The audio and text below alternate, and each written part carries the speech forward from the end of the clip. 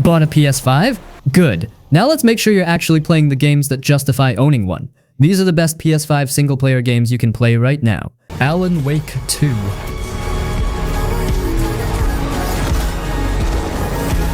Now this one's pure atmosphere. Like if you're into story-heavy games that feel like you're watching a slow burn mystery thriller, this one delivers big time. It's not loud or packed with non-stop action, it's more about the vibe, the tension, and the way it pulls you into this creepy, twisted world. You switch between two characters, Alan Wake's the writer trapped in this weird nightmare world, and Saga Anderson, an FBI agent trying to solve a case that starts getting real strange. Their stories are connected, but they're seeing it from totally different angles, and that back and forth flipping between them makes the story feel deeper and more layered, almost like watching two episodes of the same show play out side by side. Now what makes this game feel super cinematic is the way it's shot and edited. There are full-on live-action scenes mixed with gameplay, like actual filmed footage blended right into the game. Sometimes you're walking down a hallway and it turns into this trippy, dreamlike moment with flashing lights and live actors on screen. It's wild, but it works. It never feels like a gimmick. It adds to the whole "is this real or not" feeling that the game leans into. Visually, the game is dark, but in a clean way. Forest, cabins, creepy small towns, everything has that horror movie lighting, flashlights, shadows, weird flickers of light in the distance. It all feels carefully set up, like scenes from a movie. It's moody, quiet, and full of tension. Sometimes you're just slowly walking, nothing's happening, but you feel the pressure building the whole time.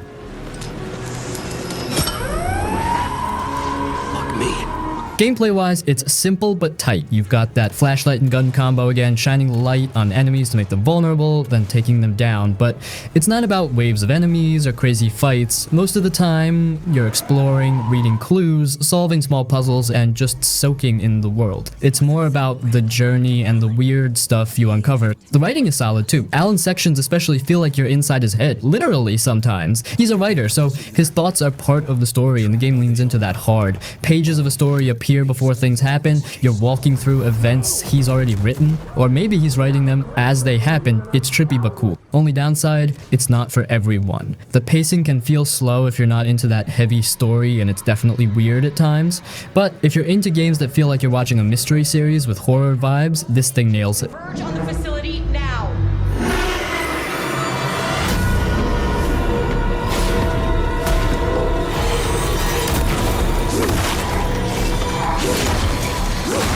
Mafia Definitive Edition.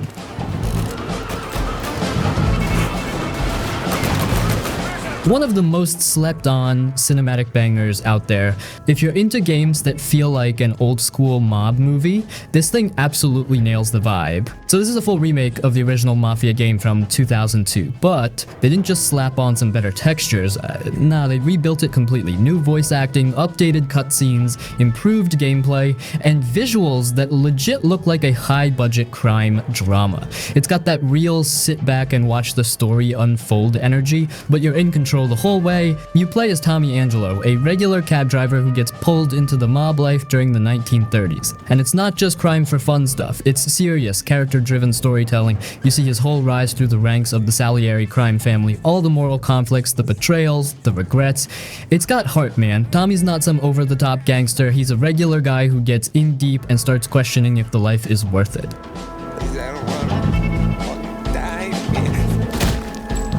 Now what really makes Mafia Definitive Edition feel cinematic is how it's directed. Every cutscene is sharp, great camera angles, super clean lighting, and voice acting that actually feels like it's from a real mob flick. The facial animations are solid too, which makes the emotional moments hit way harder. You'll feel it when Tommy starts to crack, or when things go south with the people he thought he could trust. The City of Lost Heaven also helps set the mood. It's not full of side missions or collectibles like modern open world games, but it looks amazing. Rain-soaked streets, old cars, glowing neon signs, the whole city feels alive in a cinematic way.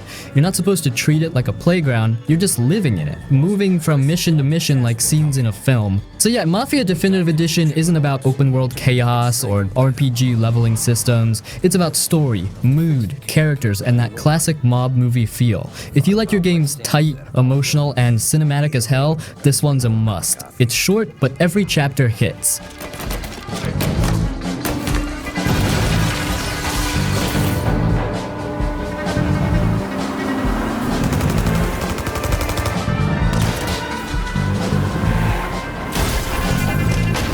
Spider-Man 2.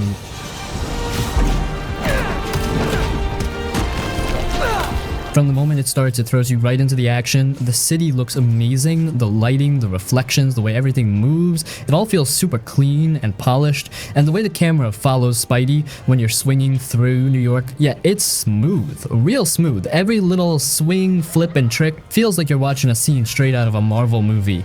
This time around, you get to play as both Peter Parker and Miles Morales, which adds some nice variety. They each have their own powers, and switching between them is super quick. 1 second you're Peter webbing up bad guys, the next you're Miles zipping through the air with electricity powers. It keeps the action fresh and looks cool every time. The fights are fast, flashy, and fun to watch. Lots of big animations, clean camera angles, and when you're pulling off combos, it really does feel like you're in a superhero film. Boss fights too, like the ones with Venom or Sandman, are huge and full of crazy effects. The game loves to give you those epic cinematic moments where everything slows down just enough to let you enjoy how badass it looks.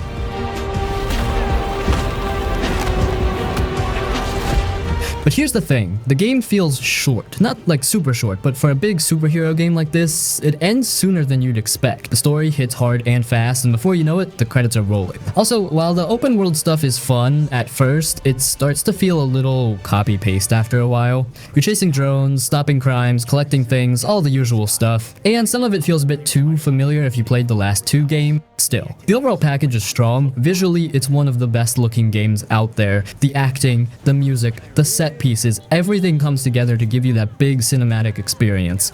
Yeah, it could have been longer and some side content feels like filler, but the main story and core gameplay, super tight.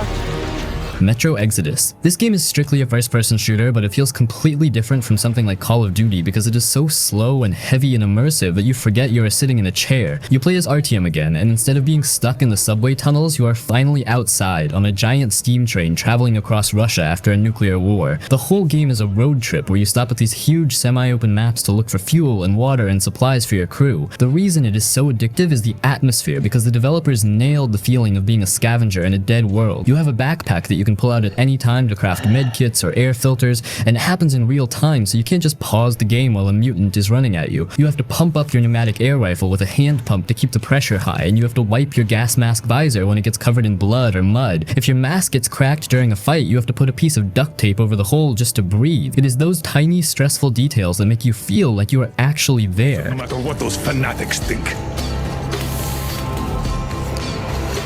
The exploration is the hook, because every single building you see in the distance has something cool inside. You might find a new stock for your AK or a better scope, or just a diary that tells a sad story about the people who lived there before the bombs fell. The weapons are amazing because they look like they are made out of scrap metal and bicycle parts. You have to clean them at workbenches because if they get too dirty from the sand or the swamp water, they will actually jam in the middle of a gunfight, and you will be clicking the trigger in panic while a bandit shoots at you. The train acts like your mobile base, and it changes as the game goes on. You start with just the engine, and by the end you have a kitchen car and a passenger car and a workshop car. You spend time between missions just hanging out with your wife and your friends on the train, listening to them play guitar, smoke cigarettes, and talk about their dreams. It makes you care so much about these people that you want to explore every corner of the map just to find better gear to protect them. It is a terrifying and beautiful game that sucks you in with its world and doesn't let go until the credits roll.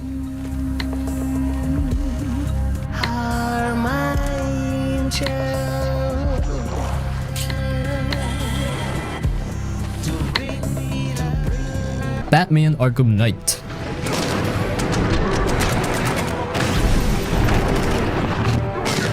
Batman Arkham Knight is the kind of game that doesn't try too hard to be flashy, but still ends up feeling like a full-on Batman movie you get to play. It's dark, smooth, and keeps things serious without going off the rails. Out of all the Arkham games, this one probably looks and feels the most like something you'd see on the big screen, just with you behind the controller. The game starts off with Gotham basically falling apart. Scarecrow's back, threatening to hit the whole city with his fear gas, so people evacuate, leaving behind a ghost town full of thugs and weirdos. It's just Batman, his crew, and a whole bunch of bad guys running around. That's where you step in.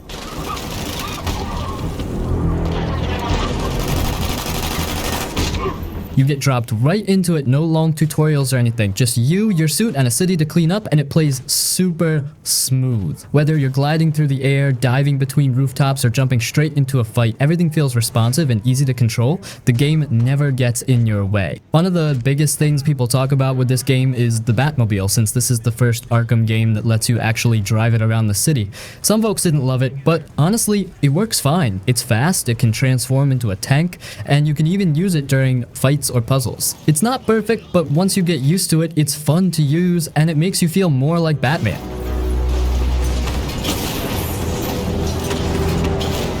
The city of Gotham looks amazing too. It's big but not empty. It's not stuffed with boring side content like other open world games. Everything has a purpose. The rain, the lighting, the glowing signs, it all adds to the mood. It never feels too colorful or fake. It just feels right for Batman. Now the story here isn't just about stopping Scarecrow. There's this new villain, the Arkham Knight, who knows all about Batman and seems to really hate him. The mystery around who he is builds up slowly, and while some players might see it coming, it still plays out in a cool way. And then there's Joker. Yeah, even though he's dead, he's still hanging around in Batman's head, messing with him. Those moments are actually some of the best parts. It shows a different side of Batman. Tired, paranoid, and kind of broken, but still pushing forward.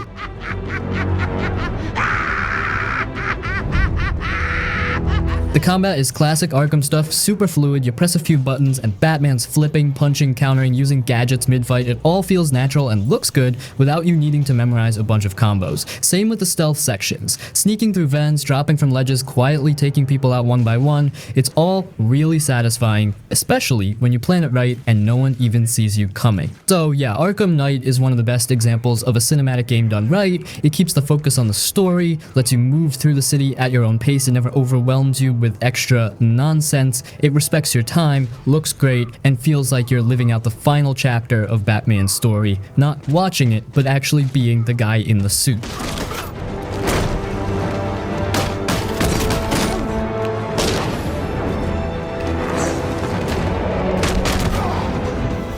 The Plague Tale Requiem.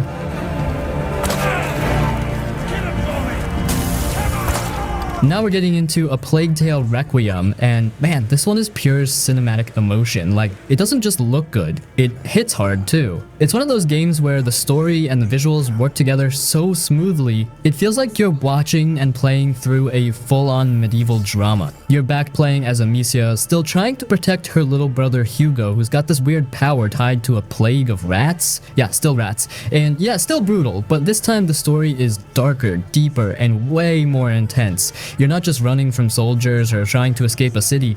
Now you're crossing entire regions, trying to find a cure, and watching these two kids basically lose their childhood along the way.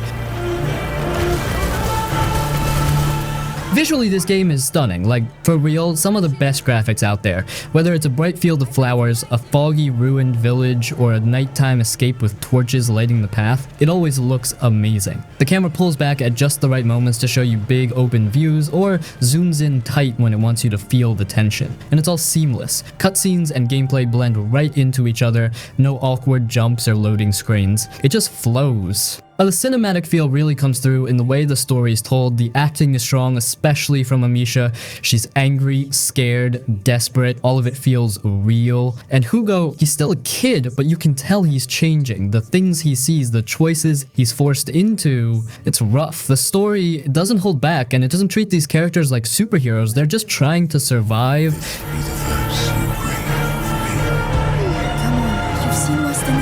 Gameplay is still kind of stealth-focused with puzzles and light combat, but it's stepped up from the first game. Amicia is tougher now. She can fight back more, use more tools, and take on enemies head-on if she has to. But even then, it never turns into an action game. You still feel small. The danger always feels close. And when the rats show up, bro, it's insane. Like rivers of them. 1,000. They pour through cracks, break through walls, flood buildings. It looks incredible and terrifying. A Plague Tale Requiem is basically a story-driven, emotional, dark medieval film, but you're in control. It's got heart, it's got incredible visuals, and it knows how to keep things grounded. It's sad, intense, and totally worth it if you want a game that feels like something real and heavy. Lucas, I feel my mind going. I know. Think of your brother. We have to carry on. Oh no. Infamous Second Son.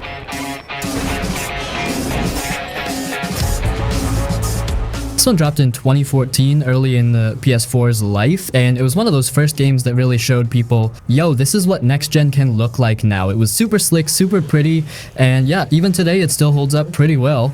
We play as Delson Rowe, this young guy from Seattle who ends up getting powers after a freak accident. He starts off kind of cocky, kind of a troublemaker, but as the story goes on, he grows up a bit, especially once he realizes what kind of weight those powers carry. What's cool though is that you get to choose what kind of person Delson becomes. Good guy helping people, or total menace, doing whatever you want. That karma system wasn't super deep, but it worked well for keeping things interesting. Now the big draw here is definitely the superpowers, and not just one power. Delson can absorb other conduits' powers, so you get a whole set of different abilities to play with. Smoke, neon, video, yeah, like digital powers, and concrete. Each one feels different, like with smoke you're dashing through air vents, but with neon you're zooming around the city like a glowing blur. It made combat and traversal really fun because you could keep switching things up and never get bored. Speaking of the city, Seattle was a great pick for a setting. It's rainy, gritty, kind of moody, perfect for this kind of game. You can climb buildings, glide across rooftops, and blast enemies in the streets. There's always something to do, whether it's side missions, enemy bases, or just cruising around with powers. It's not a supermassive open world, but it's dense enough to keep you moving. That's fast, flashy, and satisfying, whether you're throwing smoke bombs, sniping people with neon beams, or ground pounding with concrete. It all feels clean. It's not super deep like some RPG systems, but it gets the job done and feels good to play. Plus the visuals, especially the particle effects, were a big deal back then and still look cool now.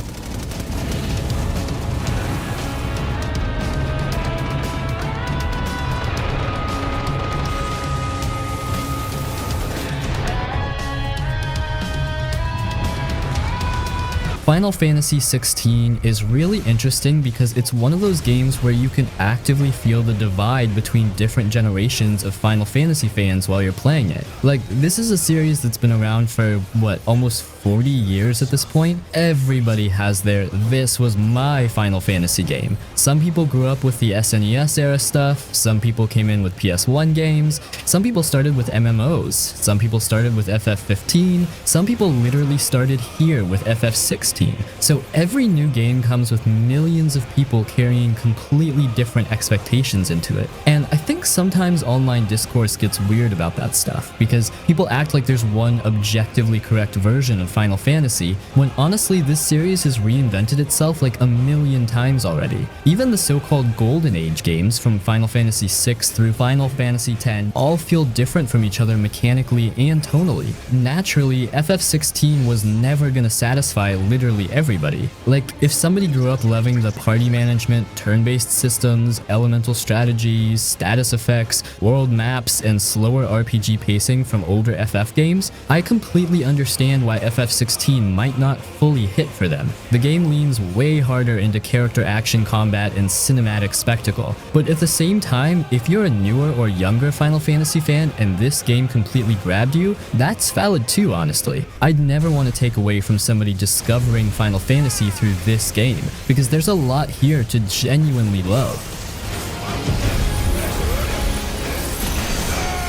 And honestly, man, once FF16 gets its hooks into you, it really gets its hooks into you. The game has this super heavy, almost HBO fantasy drama vibe for the first half that makes it really easy to keep playing for hours. Political betrayals, giant kingdoms collapsing, revenge arcs, massive wars, people constantly scheming against each other. It feels way darker and more grounded than a lot of previous Final Fantasy games initially. And I was honestly surprised how much I got sucked into the world building. Then eventually, the game starts escalating harder and harder until it becomes absolute insanity. Because the Eikon battles in this game are genuinely some of the craziest spectacle moments Square Enix has ever done. Like, full stop. There are fights in this game where you're basically playing through a giant anime movie with skyscraper-sized gods beating the hell out of each other while entire cities are exploding around them. And the thing is, they keep escalating. Every time you think the game has peaked visually, it somehow somehow tops itself again later. The Titan fight especially, man, that whole sequence just keeps going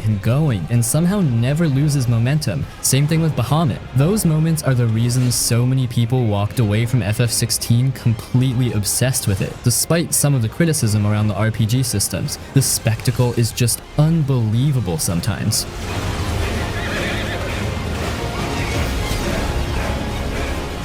But honestly, I think what makes the game addictive moment to moment is actually the combat, because once you fully unlock more Eikon abilities and start experimenting with builds, the combat becomes super satisfying in that, okay, wait, let me try one more encounter type of way. Juggling enemies in the air, chaining abilities together, dodging perfectly, swapping powers mid-combo, it starts feeling closer to something like Devil May Cry 5 than traditional Final Fantasy at times, which makes sense considering the combat designer worked on that too. And the game smartly keeps feeding you new powers constantly. Every major Eikon unlock changes your toolkit enough that combat doesn't really stagnate for a long time. You start building favorite combinations, figuring out cooldown rotations, experimenting with stagger damage setups. Even if the RPG mechanics are lighter than older games, there's still enough customization there to keep combat engaging for dozens of hours. I also think Clive is a huge reason people got attached to the game. He's honestly one of the more grounded Final Fantasy protagonists in a while. Dude's exhausted half the time, carrying trauma constantly, trying to hold himself together while the world completely falls apart around him.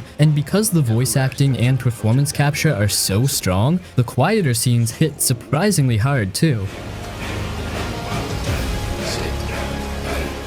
Now, obviously, yeah, the game isn't perfect. Some side quests absolutely kill momentum at points. Some RPG systems feel simplified compared to older entries. There are definitely people who wanted more traditional Final Fantasy mechanics and didn't get them. I totally get that perspective. But man, when FF16 is firing on all cylinders, it really fires. The soundtrack explodes, giant icons start fighting in the background, Clive's zipping around the battlefield throwing absurd attacks everywhere, particle effects are filling the screen, bosses are transforming every 5 minutes. The game becomes ridiculously hard to put down because you constantly want to see what insane thing it's going to throw at you next.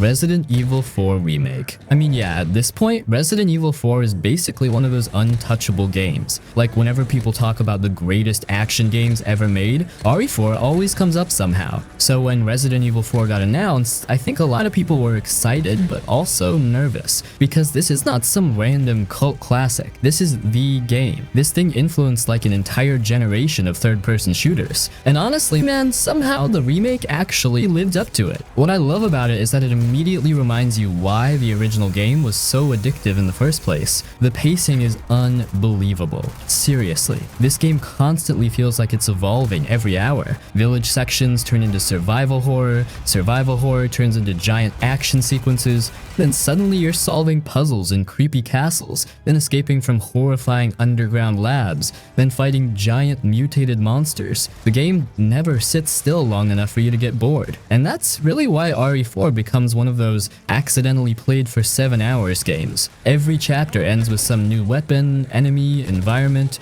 mechanic, or set piece that makes you want to keep pushing forward.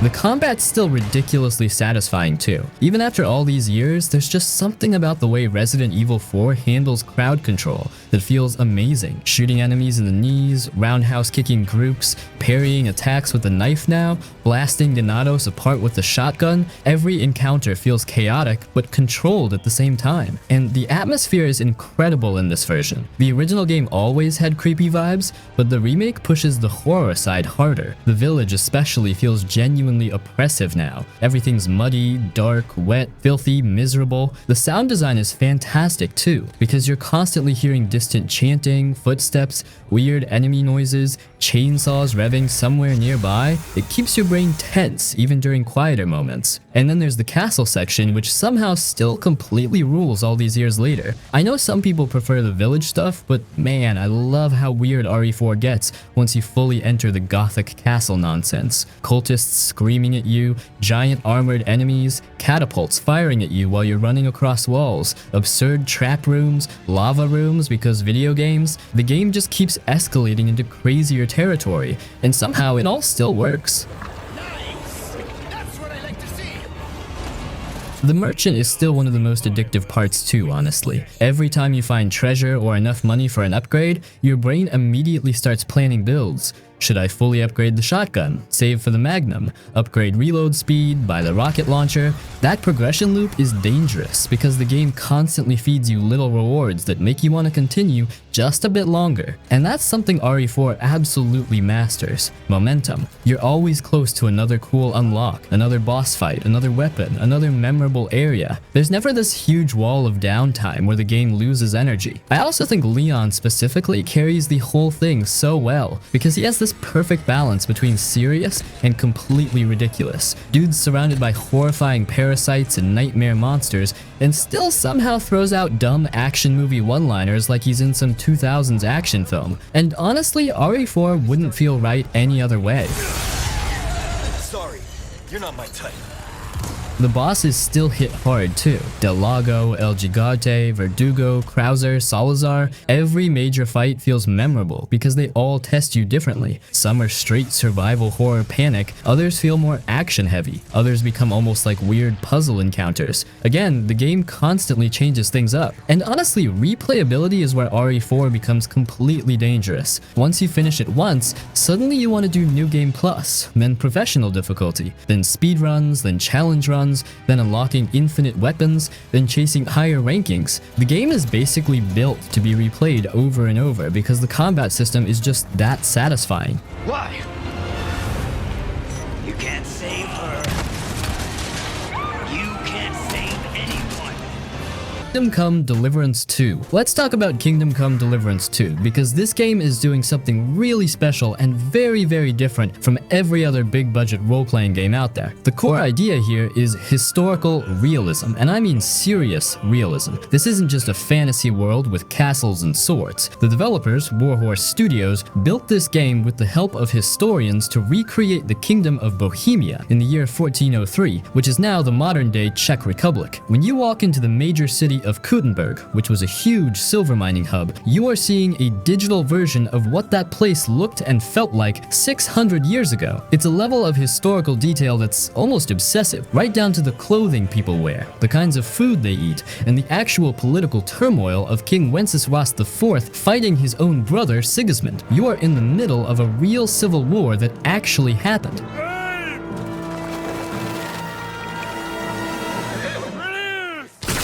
You continue to play as Henry, who started as a peasant blacksmith's son in the first game. This time, he is no longer a total nobody. He's on a quest for revenge that gets him swept up into a much larger conflict of nobles and monarchs. The story is a deep dive into the lives of real historical figures, which makes the whole narrative feel grounded, heavy, and very human. Henry still doesn't have any magical powers. He's just a guy who needs to eat, sleep, keep his clothes from being covered in blood and mud because people will judge you for your poor appearance, and figure out how to survive.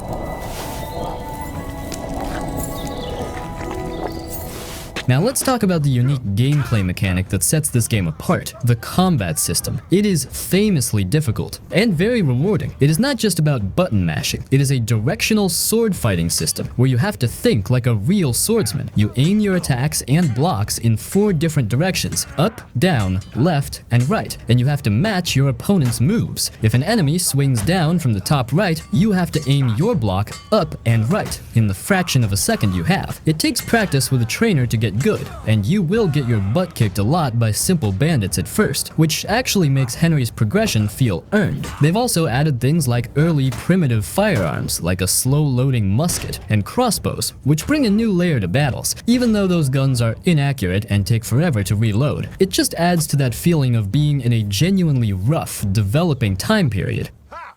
Now I've got you. The role-playing elements are also much deeper this time. Your dialogue options aren't just based on your raw speech score. They are influenced by 3 separate traits like oratory, charisma, and intimidation, plus a new layer called appearance, which means if you show up to talk to a duke wearing raggedy, blood-stained clothes, you will not be taken seriously, and your dialogue choices will be limited or even fail entirely. This whole system means you are constantly making choices, from stealing to being a virtuous knight, and every single action affects how the people of Bohemia see you. The developers really put an incredible amount of work into making the game world react to you, and it's that uncompromising commitment to historical detail and challenging realism that makes Kingdom Come Deliverance 2 one of the most important new role-playing games coming out.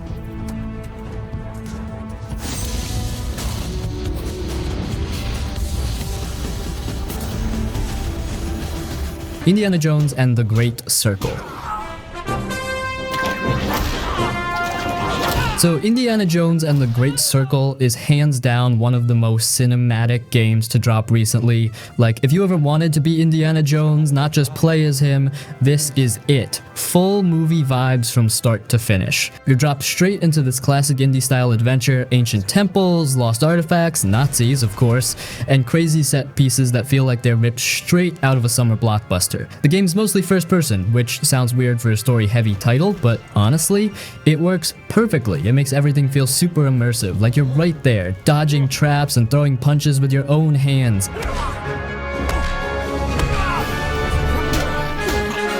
One of the biggest strengths of this game is how smooth everything flows. The cutscenes blend right into gameplay with almost no loading or breaks. You'll be having a quiet chat with a character, then suddenly, boom! You're in a chase scene hanging from a Nazi blimp over Vatican. Visually, the game looks great, especially the environments. Vatican City, the Himalayas, tombs, jungles, everything is packed with little details. You can tell they really wanted this to feel like the classic films. Even the smaller character moments, like Indy just talking with someone, feel cinematic thanks to the solid facial animation and voice work. Oh, and by the way, Troy Baker does the voice for Indy, and he nailed it. Like, scary close to Harrison Ford.